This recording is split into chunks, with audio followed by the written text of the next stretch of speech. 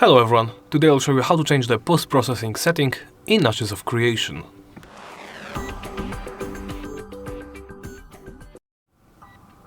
Let's begin by opening the game menu. Do so by pressing the escape key or the corresponding key on your controller. Or use this button right here. Once in the main menu, open the game options.